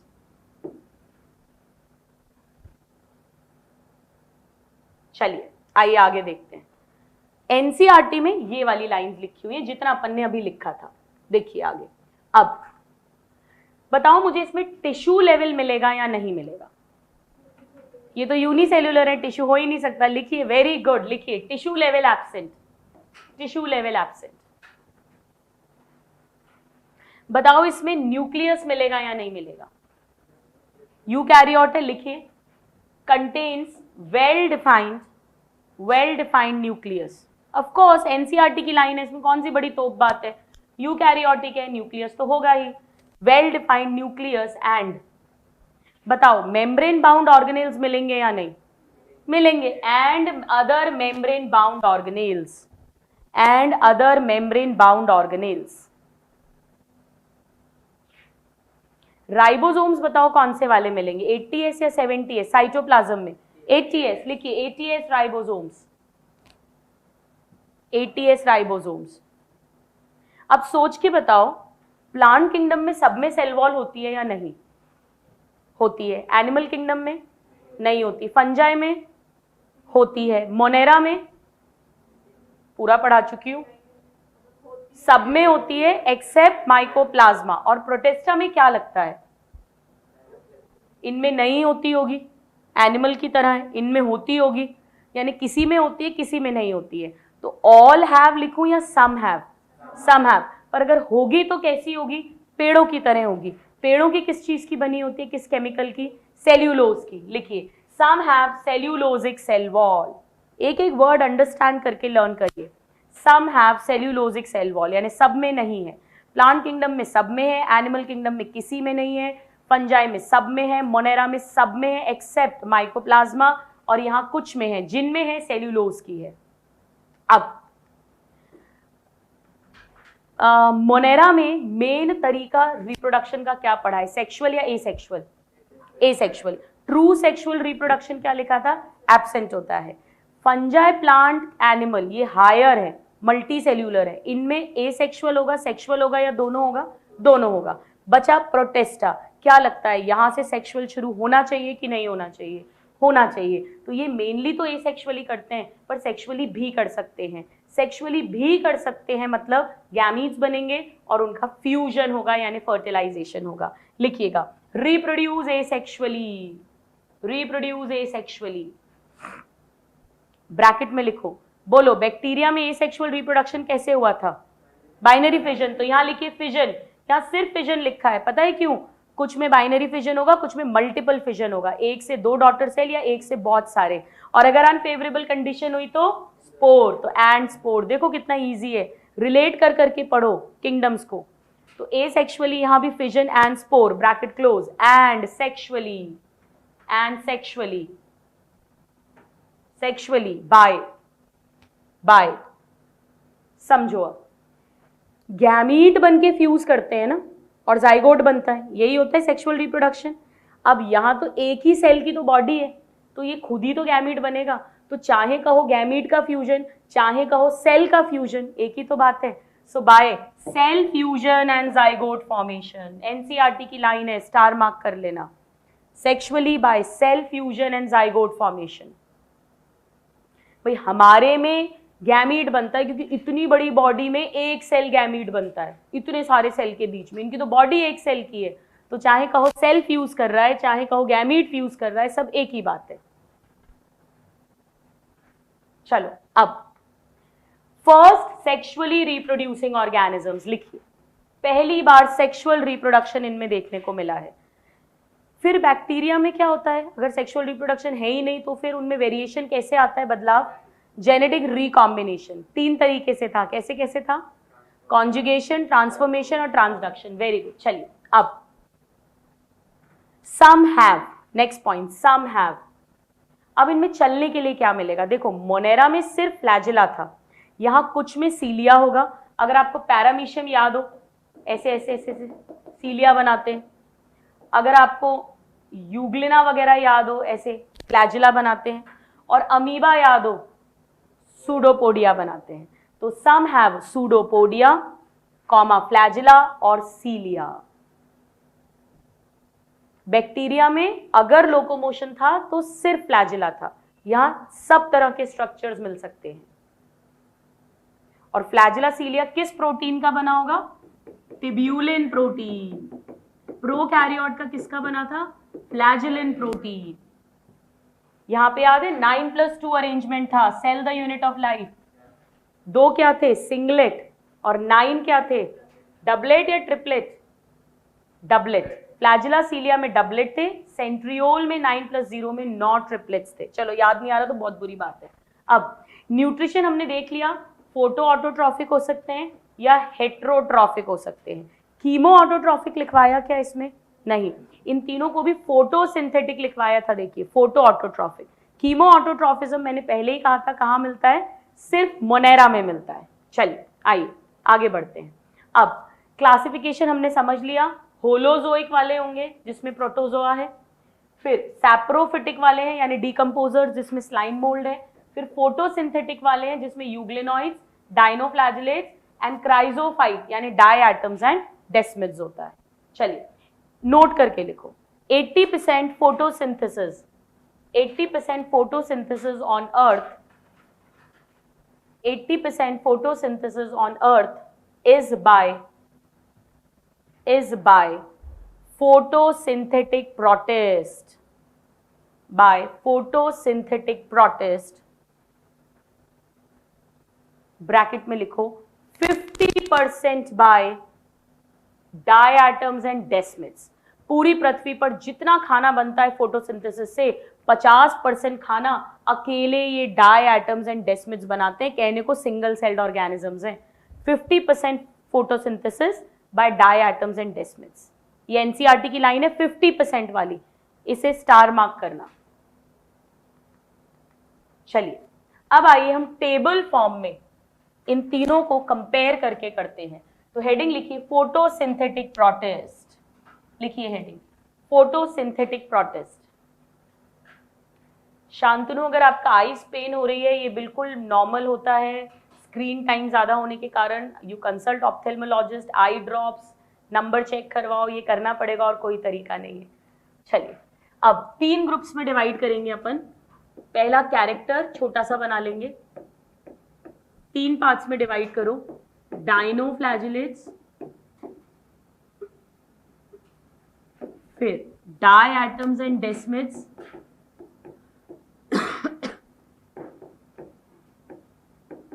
और फिर यूग्लिनॉइड्स। एक ही सीरियल ऑर्डर में हमेशा लर्न करना, तो वो कॉपी में ध्यान आता है कि वो सेकंड नंबर लिखा था, फर्स्ट नंबर लिखा था। जैसे मैं हमेशा ऐसे ही याद करती हूं, ऐसे ही लिखती हूं। अब सबसे पहले इनका डिवीजन लिख लेते हैं अपन। डिवीजन में मैंने बताया था, कहते हैं पायरोफाइटा या पायरोफाइट्स, ये है क्राइसोफाइट्स। इसे अंडरलाइन या स्टार मार्क करना, बिकॉज ये वर्ड एनसीईआरटी में दिया हुआ है, क्राइसोफाइट्स, ये इंपॉर्टेंट है।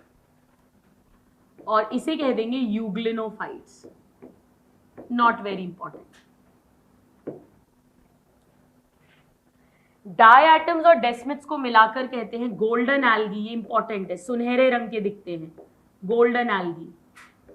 इन सबको पहले एल्गी माना जाता था, अब ऑफकोर्स सिंगल सेल्ड है तो इनको प्रोटेस्टा में ही रखा जाता है। ये इंपॉर्टेंट है, ये एनसीईआरटी में है, गोल्डन एल्गी। इन्हें कहते हैं गोल्डन ब्राउन एल्गी, पर ये बहुत इंपॉर्टेंट नहीं है, एनसीईआरटी में नहीं दिया है।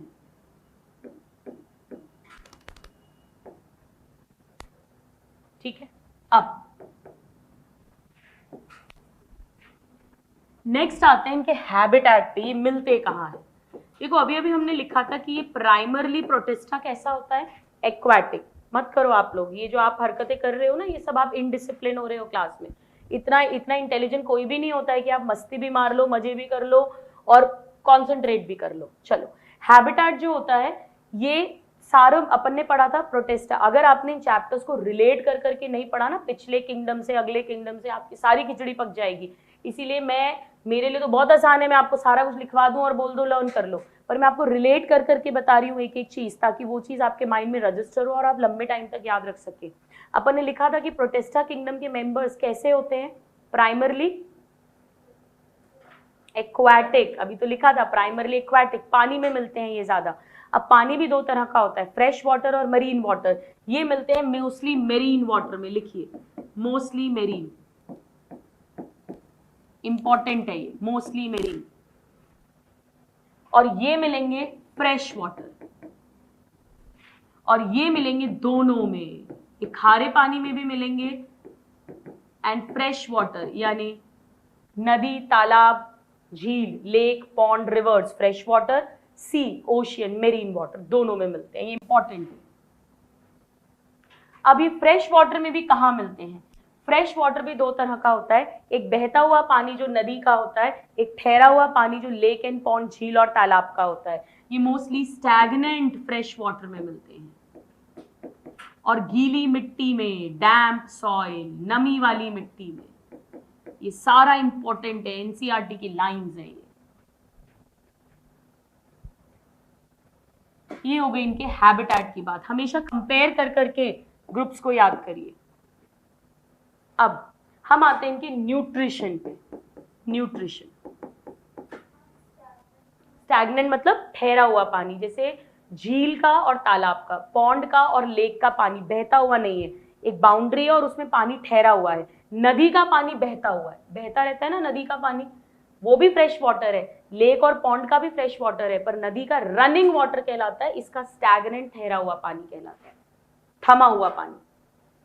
नाउ न्यूट्रिशन, ये होगा ऑटोट्रॉफिक, अपना खाना खुद बनाएंगे, ऑफ कोर्स फोटोसिंथेसिस से, तो फोटो ऑटोट्रॉफिक भी कह सकते हैं अपन।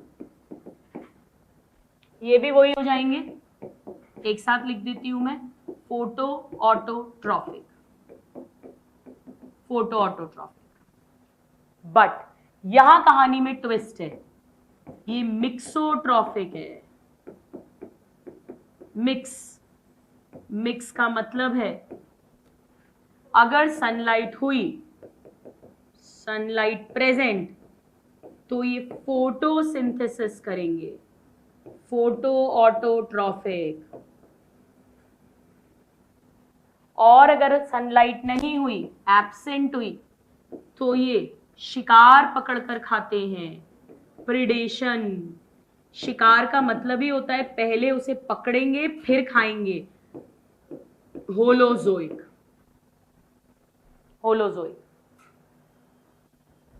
और इसीलिए इनके बारे में रिलेट कर करके पढ़ना है। एक और कैरेक्टर आ जाएगा, कनेक्टिंग लिंक बिटवीन, लिखते जाइए। कनेक्टिंग लिंक बिटवीन, क्या लिखूं, किसके बीच की कड़ी है ये? प्लांट एंड एनिमल्स, पेड़ों और जानवरों के बीच की। ओवरऑल प्रोटिस्टा किंगडम मोनेरा और फंजाई, प्लांट एनिमल दूसरी तरफ, उनके बीच का है। पर ये पर्टिकुलरली पेड़ का कैरेक्टर भी है, एनिमल का कैरेक्टर भी है, प्लांट एंड एनिमल्स के बीच की कनेक्टिंग लिंक मानते हैं इसे। दोनों के कैरेक्टर्स शो कर रहा है। यूग्लेनॉइड्स की बात कर रहे हैं।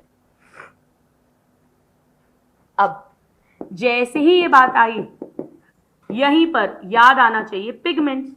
भाई फोटोसिंथेसिस कर रहे हैं तो पिगमेंट्स होंगे जो सनलाइट पकड़ेंगे। अब समझिए, very very important, chlorophyll A जो होता है वो यूनिवर्सल पिगमेंट है। जितने भी ऑर्गेनिजम्स फोटोसिंथेसिस करेंगे उन सब में क्लोरोफिल ए मिलता है, तो इनमें भी मिलेगा chlorophyll A, chlorophyll A, chlorophyll A, ये तो सब में मिलता है। पर जो हायर प्लांट्स हैं उनमें क्लोरोफिल बी मिलता है, वो यहां आता है, ये इंपॉर्टेंट है।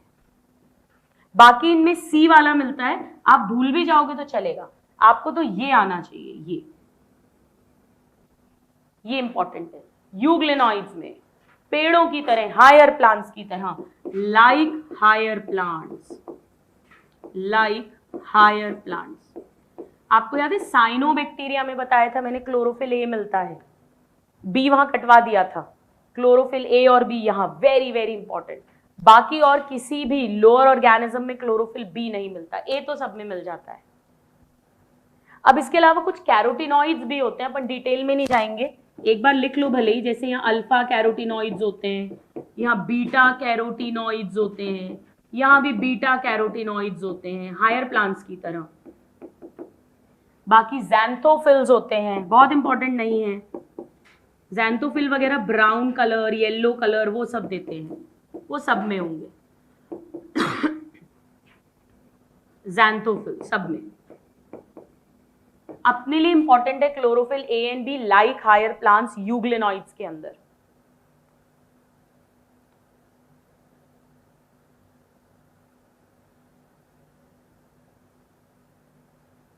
चलो इतना दिखाती हूं पहले आपको, करो नोट। ये सब मत याद करना, अल्फा बीटा इतना सब, सिर्फ इसे जो मैंने मार्क करवाया है। कनेक्टिंग लिंक तो है ही ऑफ कोर्स इंपॉर्टेंट। चलिए आइए यहां देखते हैं अपन। देखो सबसे पहले इन्हें बोलते हैं गोल्डन ब्राउन एल्गी, पायरोफाइटा। पायरो मतलब आग जैसे, फायर। इनफैक्ट इनमें से कुछ हैं जो अंधेरे में चमकते भी हैं पानी के अंदर, इसे बोलते हैं बायोल्यूमिनिसेंस। ल्यूमिनिसेंस मतलब लाइट होना, बायो मतलब लिविंग, लिविंग ऑर्गेनिज्म चमक रहा है। ऐसा लगता है जब आप अंधेरे में देखेंगे, ये मेनली समंदर में मिलते हैं, मरीन अपन ने लिखा है मोस्टली मेरीन, तो अंधेरे में चमकते हुए जैसे कोई समुद्र में भूत हो, तो इन्हें सी घोस्ट या नाइट लाइट भी कहते हैं। यहीं पर लिख लेते हैं अपन इनके और नाम, नाइट लाइट। हाँ लेकिन एनसीईआरटी में नहीं दिया, या यहां लिख लो, नाइट लाइट, सी घोस्ट, ये सारे नाम इनके लिए यूज करते हैं। और ये क्यों? क्योंकि इनमें बायोल्यूमिनिसेंस की प्रॉपर्टी देखने को मिलती है। बायो मतलब लिविंग ऑर्गेनिज्म, ल्यूमिनिसेंस मतलब चमकता है, अंधेरे में चमकना। जैसे जुगनू होता है फायर ग्लो, पर जुगनू एक एनिमल है, आर्थ्रोपोडा, इंसेक्ट है, मल्टी सेल्यूलर, ये सिंगल सेल्ड है और चमकते हैं। वही सेम प्रोटीन रहता है ल्यूसीफेरिन, नॉट इंपॉर्टेंट। चलिए अब ये देखो एनसीईआरटी की लाइन हमने टेबल में लिख लिया है already, mostly marine, star mark अगर नहीं करा तो कर लेना, mostly marine. Then photosynthetic, star mark करिए, एनसीईआरटी की लाइन। अब इसी में यहां लिखिएगा, डायनोफ्लैजिलेट्स में एक लाइन लिखवा रही हूं, लिखिए अगली लाइन, इसी पिगमेंट्स के आगे लिखो, दे अपीयर, दे अपीयर, दे अपीयर। अब समझो ये अलग अलग कलर्स के होते हैं, वो डिपेंड करेगा कि कौन कौन से पिगमेंट्स हैं। ये येलो हो सकते हैं, ग्रीन हो सकते हैं, ब्राउन हो सकते हैं, ब्लू हो सकते हैं, रेड हो सकते हैं, अलग अलग कलर्स के हो सकते हैं। एनसीईआरटी की लाइन है, वेरी वेरी इंपॉर्टेंट। डायनोफ्लैजिलेट्स के बारे में लिखिएगा, दे अपीयर येलो, येलो से थोड़ा डार्क हुआ ग्रीन, और डार्क हुआ ब्राउन, और डार्क हुआ ब्लू, और गहरा लाल, yellow, green, brown, blue, red. They appear yellow, green, brown, blue or red depending on main pigment present in their cells, depending on main pigment present in their cells. Actually ना ये जो chlorophyll है ये तो green colour देता है, ज़ैंथोफिल्स mainly yellow, brown, ये green, ये वाले शेड्स देते हैं, और कैरोटिनॉइड्स भी ब्लू, रेड्स, ये शेड्स देते हैं। तो कॉम्बिनेशन पे डिपेंड करेगा कैसे कलर का वो दिखेगा। चलिए अब इस पर हम बाद में आएंगे। इसी तरह से पहले क्राइसोफाइटा में देखो, इसमें diatoms and golden algae यानी डेस्मिथ्स आएंगे। ये देखिए fresh water as well as marine water, star mark करा है, करो टेबल के अंदर, बोथ बोथ यहां पे स्टार मार्क करिए। अब मैंने क्या कहा था, मैक्सिमम फोटोसिंथेसिस इन सब में से कौन करता है? देखो कॉपी में नहीं याद होगा, कोई बात नहीं, ये करते हैं। अगर ये सबसे ज्यादा फोटोसिंथेसिस करते हैं तो आप क्या चाहोगे, ये वाटर के सरफेस पे रहें कि नीचे रहें? सरफेस पे, ताकि सनलाइट पकड़ सके। चलिए इसी में यहां पर नेक्स्ट पॉइंट लिखिएगा, नहीं है जगह तो नीचे लिख लो भले, वेरी वेरी इंपॉर्टेंट। एनसीईआरटी की लाइन लिखिए, माइक्रोस्कोपिक, ऑफ कोर्स सारे माइक्रोस्कोपिक है, एक सेल के हैं, माइक्रोस्कोप से ही देख सकते हो। Microscopic and float passively in water currents, water current में फ्लोट करते रहते हैं। हम चाहते हैं ये वाटर के सरफेस पर रहें, क्योंकि इन्हें फोटोसिंथेसिस करना है जबरदस्त वाला। Float passively in water current, bracket में प्लैंक्टन्स, इन्हें प्लैंक्टन्स बोलते हैं, प्लैंक्टन को हिंदी में प्लावी बोलते हैं। ये तैर नहीं रहे हैं, स्विमिंग नहीं कर रहे हैं, एनर्जी खर्च नहीं कर रहे हैं, वाटर का जो करंट है उसमें बस फ्लोट करते रहते हैं, वेरी वेरी इंपॉर्टेंट। चलिए फोटोसिंथेटिक वाले पे भी स्टार मार्क कर लो, photoautotrophs, photoautotrophs table के अंदर। चलिए अब पहले यूग्लिनॉइड्स का देखो, अच्छा यहां नहीं है, कोई बात नहीं। चलिए अब आइए कुछ और डिफरेंस पॉइंट्स बनाते हैं। इसी टेबल में आप लोग कंटिन्यू करिएगा, मैं अगला बना रही हूं। तो हमने यहां पर लिख लिया था येलो, ग्रीन, ब्राउन, ब्लू और रेड डिपेंडिंग ऑन पिगमेंट, और यहां पर हमने लिख लिया था microscopic and float passively in water, passively in water यानी प्लैंक्टन। ये सारे एनसीईआरटी के पॉइंट्स हैं, ये भी और ये वाला भी। चलो फिफ्थ पॉइंट बनाते हैं। फिफ्थ लिखिएगा cell wall, cell wall very very important. वही एक तरफ डायनोफ्लैजिलेट्स है, एक तरफ डाई एटम्स एंड डेस्मिड्स है, और एक तरफ यूग्लिनॉइड्स है, समझिएगा। अब इस मामले में यूग्लिनॉइड्स जानवरों जैसे हैं, यानी इनमें सेल वॉल होती ही नहीं है, cell wall absent, absent, very important, very important. अब फिर इनमें क्या होता है, इनमें एक्चुअली प्लाज्मा मेम्ब्रेन तो मिलेगी, एक ही सेल की बॉडी है, प्लाज्मा मेम्ब्रेन तो हर सेल में होती है, उसके चारों तरफ एक फ्लेक्सिबल प्रोटीन की कवरिंग होती है जिसे बोलते हैं पेलिकल, ये इसकी आउटर मोस्ट कवरिंग है, लिखिए flexible protein covering plasma membrane के चारों तरफ, इसे बोलते हैं पेलिकल। और इसी के कारण ये अपना शेप बदल सकता है, फ्लेक्सिबल होती है, डिटेल में हम नहीं जा रहे हैं। इसमें पेलिकल मिलेगी जो फ्लेक्सिबल प्रोटीन की कवरिंग है, सेल वॉल नहीं मिलती है, वेरी वेरी इंपॉर्टेंट। ठीक है, अब डायएटम डेस्मिड्स में क्या होता है, इनकी जो सेल वॉल है, जैसे अंदर तो एक सेल का ऑर्गेनिज्म है और सेल वॉल साबुनदानी की तरह होती है। साबुनदानी की तरह मतलब ऐसे, ऐसा। बाकी फिर ये प्लाज्मा मेम्ब्रेन होगी, साइटोप्लाज्म होगा, न्यूक्लियस होगा, वो सब कुछ होगा। सोप बॉक्स की तरह, सेल्यूलोज की ही बनी है, क्योंकि अपन ने पढ़ा है कि अगर इनमें सेल वॉल होगी तो सेल्यूलोज की बनी होगी, प्लांट्स की तरह, लेकिन सोप बॉक्स की तरह है। तो ऐसे जैसे साबुनदानी वो होती है ना, पुरानी वाली साबुन रख के ढक्कन लगा देते हैं वैसी, और इसमें बहुत सारा सिलिका होता है। सिलिका मतलब ग्लास, कांच, और उसके कारण ये नियरली इनडिस्ट्रक्टेबल हो जाती है, ये डिस्ट्रॉय ही नहीं होती है। वेरी वेरी इंपॉर्टेंट, पहले सुन लो फिर एक साथ लिख लेंगे। तो अपन ने लिखा कि इसमें जो सेल वॉल है उसमें 2 बॉक्सेस हैं, लाइक अ सोप केस, अभी मत लिखना, सोप केस, और ये सेल्यूलोज की बनी है, मैं एग्जैक्ट लाइंस लिखवाऊंगी, सेल्यूलोजिक सेल वॉल है, और इम्प्रेग्नेटेड यानी इसके अंदर भरा हुआ है सेल्यूलोज के अलावा सिलिका, और इस सिलिका के कारण ये नियरली इनडिस्ट्रक्टेबल है, ये डिस्ट्रॉय ही नहीं होती, हजारों लाखों डिस्ट्रक्टेबल, करोड़ों सालों तक। तो होगा क्या समझो, जब ये समंदर में है मान लीजिए, अंदर का लिविंग तो मर गया, सेल वॉल खोल ऐसी की ऐसी रही, सदियों तक, करोड़ों लाखों अरबों सालों तक ये ऐसा का ऐसा पड़ा रहा।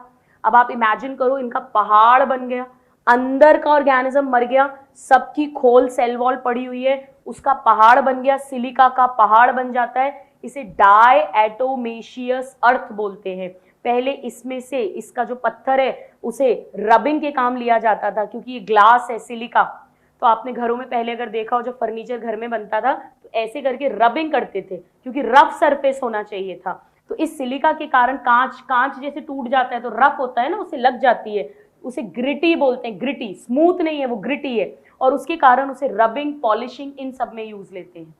ये इसकी सेल वॉल की खासियत है। आइए एग्जैक्ट लाइंस आप इस टेबल में फिल करिएगा, मैं लिखवाती हूं आपको, लिखिए लिखिए। Cell wall form 2, cell wall form 2, overlapping लिख सकते हैं ना, ओवरलैपिंग, जैसे साबुनदानी एक के अंदर एक, ओवरलैपिंग, 2 ओवरलैपिंग थिन शेल्स, पतले पतले, ये और एक ये, 2 overlapping thin shells which fit together like a soap box, which fit together like a soap box. इसी में next point, walls embedded with, इसी में चलेगा, walls embedded with silica, very very important, silica, does, comma लगा के does, ये कारण है, रीजन, असर्शन रीजन का क्वेश्चन बन जाएगा, does,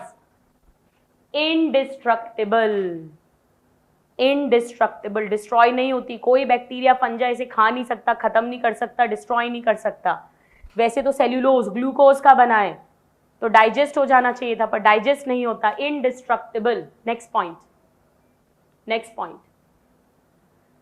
does, या अगर आपकी टेबल में जगह नहीं है तो आप अलग से लिख लो नोट करके, नीचे आधा एक पेज छोड़ दो और उसके बाद नोट करके लिख लो, नोट करके डायएटम्स करके लिख लो। Diatoms have left behind, thus diatoms have left behind large amount of cell wall deposits, have left behind, खुद तो मर गए, छोड़ गए, left behind large amount of cell wall deposits in their habitat,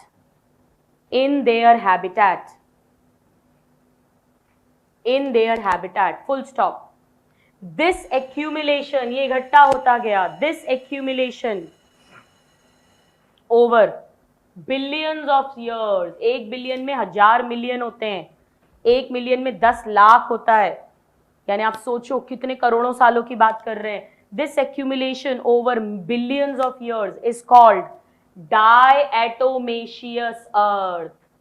Diatomaceous earth. इस पूरे पहाड़ को कहते हैं, समंदर के अंदर मिलते हैं, diatomaceous earth. Full stop.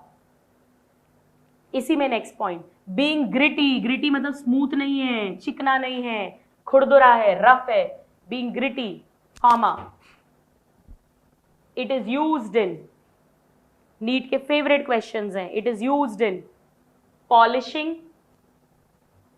Polish करने के काम आता है सरफेस को, comma. Filtration of oil and syrup. Polishing, filtration of oil and syrup. Polishing, filtration of oil and syrup. चलो यहां पर इस टेबल पे वापस आइएगा, यहीं पर लिख लो एक बार, डायएटोमेशियस अर्थ नोन एज या कॉल्ड, यही लिख लेते हैं. और ग्रिटी वाला पॉइंट आप मत लिखना, यहीं पर हमने लिख दिया है, polishing, filtration of oil and syrup. वो हम ऑलरेडी लिख चुके हैं, सिरप. वेरी वेरी इंपॉर्टेंट, क्योंकि इनकी कांच की सेल वॉल है तो ऐसा लगता है जैसे समंदर में ज्वेल्स, हीरे मोती पड़े हुए हैं चमकते हुए, इसीलिए इन्हें ज्वेल्स ऑफ सी भी कहते हैं. ज्वेल्स ऑफ सी लिख लीजिए, ज्वेल्स ऑफ सी.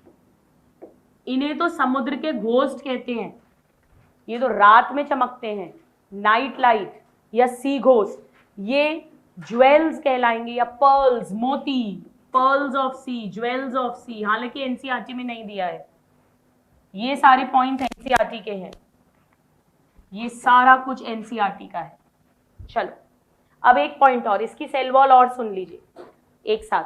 अब डायनोफ्लैजिलेट्स में कैसा होता है, इनमें जो सेल वॉल है वो पार्ट्स में बनती है, सेल्यूलोज की बनी है पार्ट्स में. पार्ट्स में मतलब जैसे अपन कोई कवच बनाना है किसी का, तो चेहरे का बनाएंगे, हाथ का अलग बनाएंगे, चेस्ट का बनाएंगे, पैर का बनाएंगे, ऐसे अलग अलग बनाएंगे ना, पूरा एक थोड़ी बना देंगे, वरना फिर वो हिलेगा डुलेगा कैसे ऑर्गेनिज्म. तो इनके जो है ऐसा बनता है, कुछ बनाइएगा. जैसे सपोज अगर ये है, ये एक डायनोफ्लैजिलेट है मान लो, तो इसमें सेल्यूलोज की जो सेल वॉल बनती है पूरी एक सी नहीं बनती, पार्ट्स में बनती है, पीसेस में बनती है, प्लेट्स में बनती है, ऐसे प्लेट्स में. थीका या लॉरिका बोलते हैं एक एक प्लेट को, पर अपन को इतनी डिटेल नहीं पूछते हैं, ऐसे पार्ट्स में बनता है. इसे बोलते हैं स्कल्पचर्ड. जैसे एक मूर्तिकार एक मूर्ति बनाता है, अलग अलग हिस्से बना के ऐसे टुकड़ों में बनती है, स्कल्पचर्ड सेल वॉल बनेगी. वही सबकी सेल्यूलोज की बनी है, सेल्यूलोजिक. इसमें कोई सिलिका नहीं है, इसमें तो सिलिका था अलग से. अब समझो, देखो अगला पॉइंट जो हम लिखेंगे यहां पे, वो फ्लैजिला लिखेंगे. एक बार लिखो, यहां पे तो फ्लैजिला एब्सेंट होते हैं, इनकी जिंदगी में फ्लैजिला बनता ही नहीं है कभी. यूग्लिना में मैं लिखवाऊंगी 2 फ्लैजिला होते हैं, ऐसा होता है यूग्लिना, एक लॉन्ग फ्लैजिला, एक शॉर्ट फ्लैजिला. शॉर्ट फ्लैजिला का फंक्शन नोन नहीं है, लंबा वाला जो है लॉन्गर, वो लोकोमोशन में रोल प्ले करता है, यानी एक जगह से दूसरी जगह लेकर जाने में.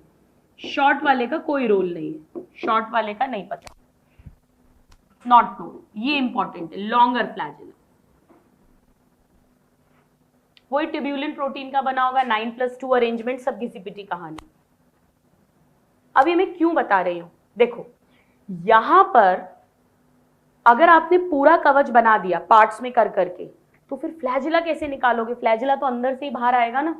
तो 2 गड्ढे रहते हैं, एक गड्ढा ये बनाइएगा और एक गड्ढा ये बेसिकली सेल वॉल में गैप्स हैं, यहां से फ्लैजिला निकलता है. एक फ्लैजिला इधर निकला, एक फ्लैजिला इधर से निकला, ऐसे 2 फ्लैजिला निकलते हैं 90 डिग्री पर. ध्यान से देखो, ये फ्लैजिला इसे इधर घुमाएगा, ये फ्लैजिला इधर घुमाएगा, दोनों के कारण ये लट्टू की तरह घूमता है, स्पिनिंग मूवमेंट, ऐसा मूवमेंट करता है ये. इसमें भी 2 फ्लैजिला हैं। इसे हेटेरोकॉन्ट कंडीशन कहते हैं, 2 तरह के heterokont condition. 2 flagella at right angles to each other, यानी दोनों एक दूसरे के 90 डिग्री पर हैं।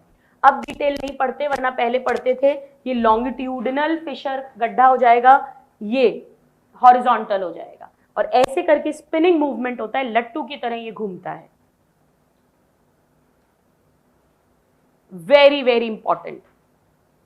चलिए आइए इसकी थ्योरी दिखाती हूं आपको सेल वॉल की। देखिए, लिखिए, लिखिएगा सेल वॉल। डायनोफ्लैजिलेट्स में आप चाहें तो अलग से, अब जहां नोट लिखा था वहां डायनोफ्लैजिलेट्स लिखो पीछे, हाँ नोट, अभी डिटेल लिखवाई थी ना ग्रिटी वाली, वहीं लिख लेना। Cell wall have stiff cellulosic plates, dinoflagellates के बारे में लिख रहे हैं, डायनोफ्लैजिलेट्स के बारे में। Stiff cellulosic plates on outer surface, stiff cellulosic plates, stiff, मैं यहां लिख देती हूं, stiff cellulosic plates on outer surface. अब इसी कारण इनका एक और नाम पड़ा है, कॉल्ड आर्मर्ड प्रोटिस्ट या आर्मर्ड डायनोफ्लैजिलेट्स। आर्मर्ड जैसे कवच पहने हुए हैं, कवचधारी, आर्मर्ड, आर्मर्ड। ये याद रखने की जरूरत नहीं है, एक एक प्लेट को थीका या लॉरिका बोलते हैं, अब नहीं पूछते हैं। ये हमने ऑलरेडी लिख दिया कि इनके ज्यादातर के 2 फ्लैजिला है। चलिए नोट में लिखिएगा, डायनोफ्लैजिलेट्स में 2 फ्लैजिला, 2 फ्लैजिला जो लिखा हुआ है, 1 लॉन्गिट्यूडनली, 2 फ्लैजिला, डायनोफ्लैजिलेट्स में 2 flagella, 1 longitudinally and other transversely। यहां बात कर रहे हैं हम 1 longitudinally and other transversely in a furrow, in a furrow, गड्ढा, in a furrow between wall plates। ये जो दीवार की प्लेट्स हैं, इनके बीच में गड्ढे हैं, उन गड्ढों में एक ट्रांसवर्सली है और एक लॉन्गिट्यूडनली है। आ रहा है समझ में? चलिए, राइट एंगल्स पर होते हैं, वर्लिम विप, मतलब लट्टू की तरह घूमते हैं, आपके लिए इंपॉर्टेंट नहीं है। कुछ इस तरह से ये अलग अलग डायनोफ्लैजिलेट्स हैं, एनसीईआरटी का डायग्राम नहीं है, सिर्फ अंडरस्टैंडिंग के लिए। सब में 2-2 नालियां होंगी, ऐसे एक से ट्रांसवर्स फ्लैजिला निकलेगा, एक से लॉन्गिट्यूडनल फ्लैजिला निकलेगा, और ये लट्टू की तरह उसके बाद घूमेंगे। ये एनसीईआरटी का डायग्राम है। गोनियोलेक्स जो एक डायनोफ्लैजिलेट्स है, इसमें एक ही दिख रहा है, ऑफ कोर्स एक और होगा, और पार्ट्स में, पीसेस में सेल वॉल बनती है। तो मैं दोबारा एक बार रिपीट करती हूँ, डिटेल्स नेक्स्ट क्लास में आगे पढ़ेंगे कि डायनोफ्लैजिलेट्स मरीन में मिलेंगे, ये दोनों में मिलेंगे, ये फ्रेश वाटर में मिलेगा। Photo autotrophic, mixotrophic, connecting link between plants and animals. Higher plants की तरह chlorophyll A and chlorophyll B, this is very very important. इसके बाद यहाँ पे सेल वॉल एब्सेंट है, फ्लेक्सिबल प्रोटीन की कवरिंग पेलिकल है। यहाँ पे सेल्यूलोज की सेल वॉल है, सोप बॉक्स की तरह, सिलिका उसके अंदर है, नियरली इंडिस्ट्रक्टिबल है, बिलियंस ऑफ सालों में डायएटोमिशियस अर्थ बनाएगा, ग्रिटी होने के कारण polishing and filtration of oil and syrup में यूज होगी। यहाँ पे भी सेल्यूलोज की सेल वॉल है, बट प्लेट्स में बनेगी on outer surface, stiff cellulosic plates. Plates के बीच में गड्ढे हैं, एक ट्रांसवर्स, एक लॉन्गिट्यूडनल, उनमें 2 फ्लैजिला हैं जो इसे लट्टू की तरह घुमाएंगे। यहाँ फ्लैजिला नहीं होगा, यहाँ पर एक लार्ज फ्लैजिला होगा। इसके और भी बातें, और भी पॉइंट्स ऑफ डिफरेंस, उसे कंटिन्यू करेंगे नेक्स्ट क्लास में। इतना अच्छे से लर्न करके आना आज, इतने की एनसीईआरटी रीड करना, इस टेबल को कल कंटिन्यू करेंगे। Thank you and God bless you.